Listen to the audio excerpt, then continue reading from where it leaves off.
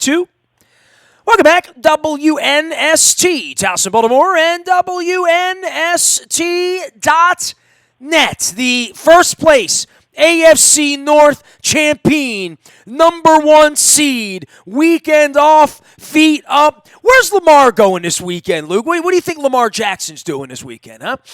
You know what? I'd like to say he should go enjoy himself somewhere, but he's so focused on football and winning. I'm sure I'll have some fun, low-key, but he's just a man on a mission. And I saw him smile a little bit more than normal after Thursday night's game in his post-game press conference. And that's not to say that he's not a jovial, fun guy, but you could tell he had fun on Thursday night, and he's having a lot of fun, and he should be with the way that he's playing. I mean, it is. I joked at a couple different points during Thursday night's game and the aftermath that the question isn't even anymore, is he going to be the MVP? He's playing at such a high level, and you look at the efficiency, breaking Michael Vick's record, tying the franchise record for touchdown passes in a single season. I mean, just the entire body of work. I joked, should we be talking about them naming the MVP award after him after having this kind of a season? It really is just remarkable what he's been able to do and what he continues to do. And I just look at some of these numbers, and it just, you scratch your head. Waking up on Friday with the rest of Week 15 still to go, right? Lamar Jackson, we know, leads the NFL in touchdown passes with 33 now. He's opened up a lead over Russell Wilson and Jameis Winston, who are both tied for second at 26. There are 22 other quarterbacks in this league before the rest of Week 15, taking that into account. So he's played one more game than every other quarterback possibly could. 22 other quarterbacks have more pass attempts than him, yet he has 7 more touchdown passes than anyone else. I mean, that's crazy. I mean, that is just something that is, the efficiency is just through the roof, and the highlights are there, the production's there. He's the MVP. I don't think there's any. Russell Wilson would have to have a couple 6 touchdown games here over the last couple weeks to even make it a debate, in my opinion, at this point. He is Luke Jones. We will be keeping you informed of all things Ravens through the long bye weekend. You can follow along on Twitter and on social media, all of our videos, and YouTube, and Instagram, and all the places that we do the things that we do. But this is one for the ages, right? To sit around here this weekend, you get your Christmas shopping done, right? You got Christmas parties. I'm going to one of those on Saturday night. I just got back, and I've learned how to eat with chopsticks, Luke. So it's a party trick that I'm hoping I'm working on here through the holidays. But what a weekend to sit here and watch football and start to check off the X's and O's, right? Like, I'm literally, as you and I are speaking, trying to figure out how to get you home from a Super Bowl victory, right? Like, this is where we sit at this point, and the level of expectation and the purple buildings and all of that. And you know what? Here's another thing they did on Thursday night. National TV, Aikman, Buck, all the Jets writers, my man Bob Glauber. We're going to chase down a bunch of these people and get them on the program this week, as well as a lot of the Cleveland media for next week.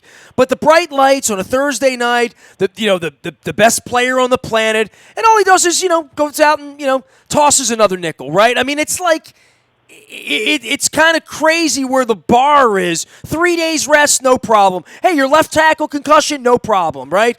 No problem. Cover the spread, 16.5-point spread. One of these crazy Tom Brady Patriots spread. We'll cover that too.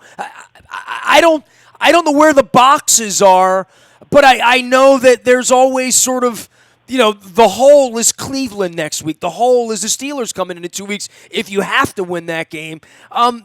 But this one is a pinch-me kind of a year, and it really does all revolve around Lamar and how Lamar is and Lamar interacts. And I'll say this, Lamar was the last guy out of the locker room. You were there, right? Like, I saw all the fans late waiting for him. When I came out, he was not out yet. And, Hollywood is his designated driver, so Hollywood kind of has to wait around for him. And, that kid gets it. I don't know what to say. Like, we're watching this 15 weeks in, whether it's Goose and Marshall Yonda about a gold jacket, whether it's fist bumping me, whether it's signing shirts for Joe Ortiz's kids. And, I just witnessed. He goes by like he just rolls by you, Lamar. He is very, very present when you're around the football team, and in an obvious but not such an obvious way. He fulfills all the obligations and still finds time to run around the locker room and kind of have some fun with these guys in the aftermath of having a hat on in a celebration that he, quite frankly, was too busy out on the field being the superstar to even participate in to some degree, right? Yeah, and it's funny you mentioned that because it just kind of struck me, and it's not something I'd really thought about, not necessarily that it just occurred. This is what I do, Luke. I try to make you think. He really does have that aura to him that the Ravens haven't had anyone like that since Ray Lewis. Yeah. But he does. He's so approachable. He's so personable in the way that, and you covered Ray at the beginning. I'm talking about Ray Lewis 2009 through the end of his career. Someone like me who I was a teenager when he started playing, and then to cover the end of his career, Lamar has that kind of aura where people gravitate to him, but he's so approachable, and it's not just his teammates, everyone. How about the fact that, and we've seen this more and more here in recent years, where players on opposing teams swap jerseys. There were 3 different New York Jets who wanted a Lamar Jackson jersey and messaged him about swapping jerseys. Well, the problem is he only has 1 jersey, so what did he do? And Kevin Byrne even joked that that's coming out of his paycheck. He got extra jerseys and signed them and gave them to I think it was Le'Veon Bell, Robbie Anderson, and I guess Burgess, his teammate at Louisville. 3 different players that he swapped jerseys with on Thursday night. That's Michael Jordan stuff, right? Yeah. That's Cal Ripken stuff. Yeah, it really just speaks to, the presence that this guy has. And, he's a great player. You have to be that kind of a talented player to have that aura. But, and that's what's going to be interesting about this thing as time goes on is you can remember the stories about how the opposing sideline would watch Ray Lewis do his dance. We've talked a lot about how so many teams over the years are defeated before they even play the Patriots just because of Tom Brady and Belichick and the aura that organization has had when you've won 6 Super Bowls. But I think in the case of Lamar Jackson, being as young as he is, being as good as he is already, just how unique he is, how transcendent, how no one else plays the game the way that he does at the quarterback position, you do wonder how the opponents are even going to respond to him in that way in the coming years. Whether they're and there's probably some of that already. I think probably some of the defenses, whether we're talking about the Jets or other teams that the Ravens have played this year, where they just see this Ravens offense and they know how different it is. They know how different Lamar is, where you kind of wonder if they're defeated before they even hit the field. And that's only going to become more magnified if the Ravens win a Super Bowl. When he does win MVP, as he does stack up Pro Bowl appearances. And, it's something that we've never even had to discuss here. Nothing against Joe Flacco, Super Bowl MVP. But Joe was never remotely that guy other than a 4-week period in January 2013. It's funny. Did you ever think, Nestor, that we'd be talking about Vinny Testaverde and Lamar Jackson in the same breath for any reason whatsoever here in 2019? Yet Lamar Jackson has tied Vinny Testaverde for the single-season franchise record for touchdown passes. I hope I find Vinny. I've put an APB ad on Vinny. It's wild. Yeah, last time I saw Vinny, there's a picture of me and Vinny walking off the field. I'm in sandals. He's wearing a Jets jersey, and the 16. And, I literally don't think I've been in a room with Vinny. I did see Vinny show up on some ESPN or NFL thing like the 55-year-old version of Vinny. You know what I mean? Like, I don't even know what he looks like, but he did show up in like the last year or two somewhere where like I saw him, sort of the graying version of Vinny Testaverde. But I liked Vinny, but in hearing his name all these years later and seeing Tyus Bowser walk out of the locker room in a Ray Lewis 52 black throwback, seeing Pat Ricard wearing literally the goofy Raven sweater that you and your brother would wear that lights up with Santa Claus on it. Pat Ricard, there was a real celebration about the locker room, but not anything that felt like champagne and baseball or something, right? Yeah, and football's always been a little bit different in that way. I mean, you don't get the champagne thing in the locker room. I mean, even the Super Bowl. I mean, the team goes and has a party. They don't spray champagne and beer everywhere after the Super Bowl. Whereas in baseball, I mean, it's just part of the culture. You do it. You celebrate. And it's funny. I mean, John Harbaugh talked about it after the Buffalo game when the Ravens won to officially clinch a playoff spot, and he made a point to announced that to the team, and he flat out said it was kind of a golf clap. Now, part of that is when you've won 8, 9, 10 games in a row, you kind of have figured out that you're going to the playoffs already, so it's not like there's some big drama to that. The AFC North, it's been obvious for a long time now that the Ravens were winning this division. We talked about it in late September, early October. Really, from that point on, the Ravens seized control after the hiccup against the Browns in Week 4. So it's not as though these are the ultimate goals that this team set out to accomplish. As Harbaugh said after Thursday's game, winning the division was the first goal that they talked about, but it's not the ultimate. So from that standpoint, yeah, I mean, the guys... When you win the division, that's a hat and T-shirt moment, and they wore their hats and their T-shirts after in the locker room, and you could see the picture of Lamar Jackson with his hat backwards and the AFC North Division champion shirt, and some gold, some of the swag he was wearing. But you're right, you didn't get the sense whatsoever that there's any sense of accomplishment yet. I think guys are happy with where they are. I think guys are really looking forward to clinching a first-round bye and home field advantage. I think that they're excited about that because they know they can get a week off and they know how valuable that is. But as far as what they've done to this point, being 12-2 and setting records, I mean, Lamar Jackson set records on Thursday night. Mark Andrews set a record for touchdowns for Ravens tight end. They broke the 2003 team's rushing record with a 2,000-yard rusher. I mean, that year, Jamal Lewis, and to think this team would break that 16 years later in an era where the running game is as devalued as ever, at least in cities not named Baltimore.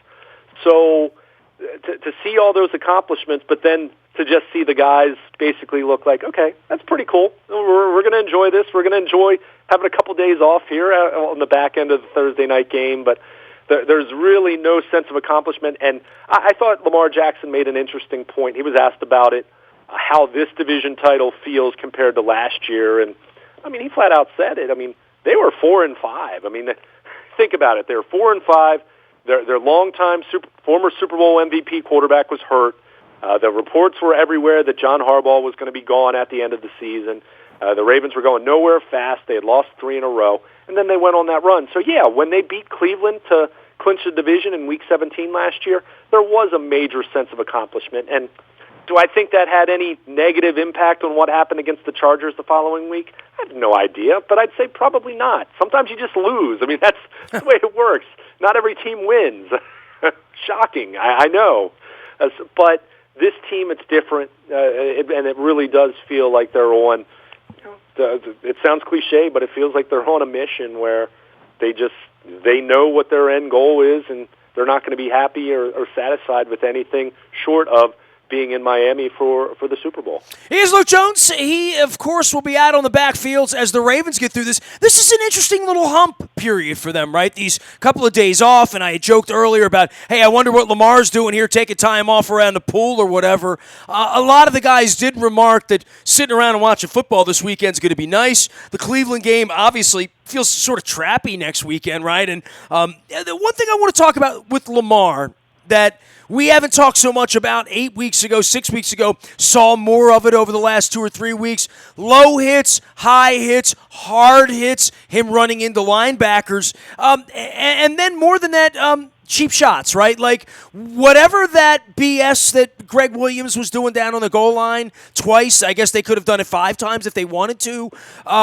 Whatever it is about Lamar getting hit late or out of bounds after he throws a touchdown pass, which he did, we're all going to be watching that with Lamar, right? And how it's officiated and what they're going to allow and what they're not going to allow.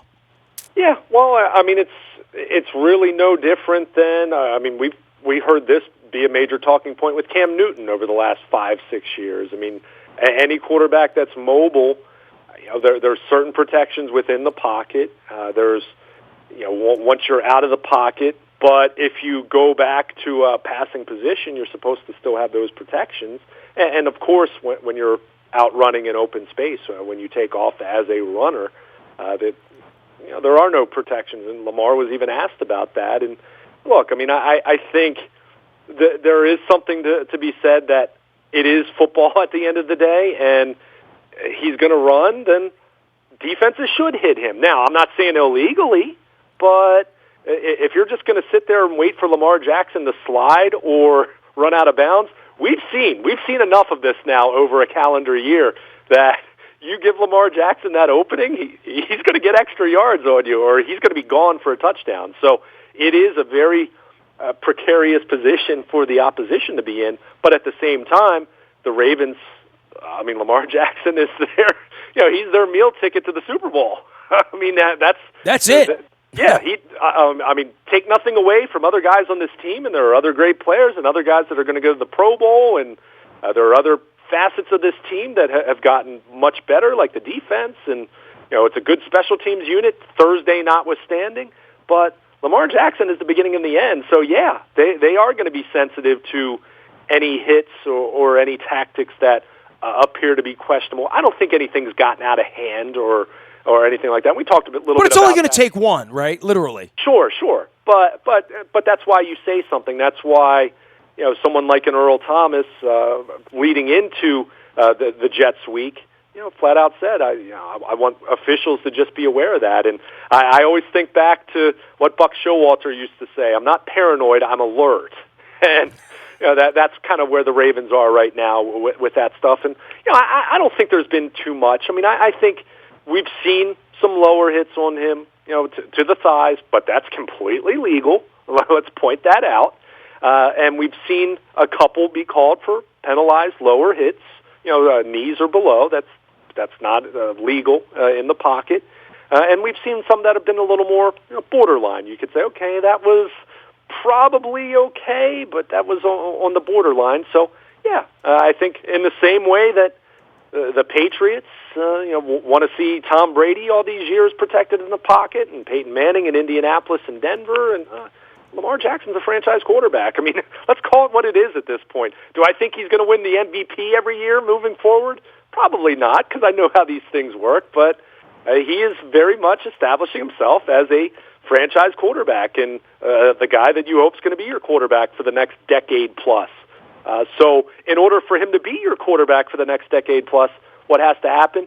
He needs to be taken care of physically as much as possible. I mean, beyond just running and having the ball in his hands and being in the pocket and those inherent risks that are always there in those situations, you want to make sure that there isn't anything extra going on that could potentially jeopardize that. So it's been a talking point. I don't think it's anything that's gotten out of hand or anything that's a grave concern. But again, I think it's an awareness that the Ravens just want to throw out there, especially as we get closer to playoff football. And oh yeah, a couple division rivals the next couple weeks, which Cleveland's going to get their shot against Lamar Jackson at the very least. Well, and that's probably why I bring it up. You know what I mean? Like the Greg Williams things that we talked about and the Bills last week, that there is a sort of marked man. And hey, coaches don't like John Harbaugh, right? Like all of the chippiness at the line of scrimmage, down on the goal line. Harbaugh still has Lamar in there trying to throw for 5, 6, 7 touchdowns if he could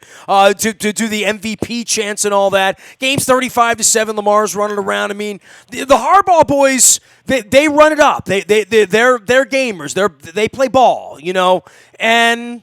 The Cleveland thing next week, that always does concern me, that would be the chip for them, Sure. And that's not, that's real talk is what that is, you know what I mean? Right. But at the same time, I guess you could look back at, the Cleveland-Pittsburgh game, what happened in that Thursday night game, with Myles Garrett. But I think there's a difference between good hard football and crossing the line to dirty and more over the top nefarious kind of tactics where you're trying to hurt someone. I really don't think we've seen anyone trying to hurt Lamar Jackson. For one, I think you see with all the reverence that his opponents have spoken about him. We've seen instances where someone does bring him down in the pocket, and we've seen Lamar, give him a smack on the butt. Good job on those rare occasions when that kind of stuff happens. So I think he's already garnering that kind of a reputation around the league for what he is, not just as a player, but as from a character standpoint. But as you pointed out, all it takes is one, and that's why, to me, anyone and. Hypothetically, they're going to have to play against Cleveland to lock up the number 1 seed. But assuming they do that, that's why I think anyone who seriously wants the Ravens to play all their starters and play Lamar Jackson just because it's Pittsburgh and it's the Steelers and you want to knock them out, I think you're nuts if you believe that. You can believe it because, hey, it's a free country. You can believe what you want. But I think you're nuts if you want to put Lamar Jackson in a meaningless game just because it's the Steelers.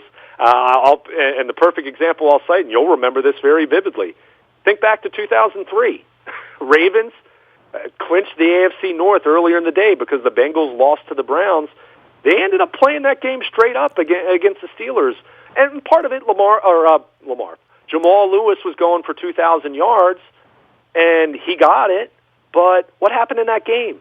It ended up going to overtime even. And, the Ravens won, so, maybe. And, look, Brian Billick, I'm sure, would have an interesting perspective all these years later. But all I remember is, they won that game, and they didn't really need to play it straight up. And then they lost 6 days later at home to the Tennessee Titans. So would that have been a difference if they had rested some of their key guys? Who knows? But I'd much rather risk having your guys be a little rusty than risk any kind of injury. This thing is set up to be to rest guys, rest them, right? Literally. I just don't.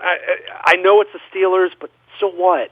Well, and again, Lamar was playing far longer into the game than I would have had him play.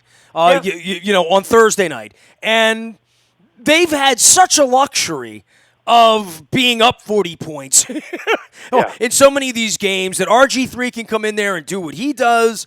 I just want to see less Lamar, go out to Cleveland, get this thing done, and I don't need him in a rubber room, and but I need to know everyone's going to be ready to go in early January. And this little thing we've had with Mark Andrews, and who knows what's up with Ronnie Stanley, right? Concussions are what they are. They're brain injuries, right? So you want them to be fully where they need to be. And the brass ring feels so close, right? As I book flights back from Fort Lauderdale and get Super Bowl trips together for fans that are reaching to us. And by the way, if you're interested in going to Super Bowl trip, throw me an email, nasty@WNST.net. I am working on that literally through the week here. And these are all good problems to have, but it really does. It all revolves around Lamar, right? So Lamar's health is paramount to all of this, as I think we all woke up on Tuesday morning wondering, right? Right. And to put it in perspective, yeah, you could talk about 2 years ago with what Nick Foles did in place of Carson Wentz, but at the time, if the Eagles had their choice, not knowing how it was going to turn out, they would have much rather had Carson Wentz there. So who knows? I mean, maybe RG3 could make go on a run, but I think you'd rather not have to be in that position, to say the least. So, and I have it on good authority that when the Ravens, because they're going to have a first-round bye, we know that. I mean, that's all but official at this point, and they're like 96, 97, 98% number one seed, whatever, depending on which site and the odds that they calculate to be the number one seed. I have it on good authority that Ravens, when they have their bye week, they're still going to practice. This isn't going to be go away for vacation for a week or anything like that. So there's no concern from that standpoint. But to me, you have to treat, if they get it done in Week 16, and anyone listening saying, you guys are getting ahead of yourself, well, we can. We don't play. That's fine. We can talk about this. But I think you have to view it like you treat the preseason these days. I mean, Lamar Jackson didn't play very much in the preseason. There's a reason for that, because you didn't want to get him hurt. So why in the world would you play him in Week 17 if you don't have anything to play for? And if it means the Steelers get in the playoffs, then so be it. I still like the Ravens of full strength against them in the playoffs any day. Here's Luke Jones. You can find him resting comfortably all weekend long and into next week. We will be getting everyone around here ready for the Cleveland Browns and for the holidays and some Baltimore positive stuff. We had a chance to sit down with Police Commissioner Michael Harrison. I think you're going to find that chat very interesting, as I have the Baltimore Police Commissioner plan around the office here in both black and white and in color, crime reduction plan. So we're on to Baltimore positive. We're on to Cleveland. We got a lot of football to discuss around here. The backside of the baseball owners' meetings. I'm going to be chasing people down in Cleveland, talking some post-Jet stuff, and very appreciative of a couple new sponsors we have around here, including Liberty Pure Solutions, water everywhere, residential plumbing. I have well water at WNST. Testing water, I always talk about Flint, Michigan. We talk about Mark Ingram. Mark Ingram's from Flint, Michigan. Water and water safety. Liberty Pure Solutions is going to be taking the whole year to answer my questions. We're going to be talking out loud, Doug and I. 410-527-1024. Lovely hats as well. To appreciate that. Thank you very much. Also, Leonard Raskin and our friends at Raskin Global, a firm of financial planners and an investment advisory representative group serving people all over the area. Leonard's been a friend of mine for a number of years. He takes money and makes it bigger. Simple. Just like that. Fee-based financial general manager. Learn more about what they do at RaskinGlobal.com. Also going to have Leonard on the program as well. Two of our new sponsors. We have so many sponsors. Royal Farms and Pizza John's and our friends at Sporticulture doing the purple lava lamp. Ever since we got the lava lamp running, the Ravens don't lose. It's kind of like the Josh Bynes thing as well. Call Roofing. I got my mug here as well. Lots of really cool news on sponsorship and Baltimore Positive and Don Moeller and Jennings Cafe and State Fair and being down at Fadley's for crab cakes. If you need to ship them, they're doing that. They had the full crew in at Fadley's the other day, man. They're shipping crab cakes everywhere. So make sure you find them out online as well and buy your crab cakes from the legit Baltimore place, man. I had me one. First thing I did when I got off the plane, first thing I did when I put the chopsticks down was get a crab cake at Fadley's with the police commissioner. All right. We're all a little punchy. I'm a little jet lagged. We were all up a little late, and it's pinch me. The Ravens are 12-2. I'm Nestor. We are WNST.net, AM 1570, and WNST Towson, Baltimore. And we never stop talking about the first place AFC North, but the North is not enough. Baltimore Ravens.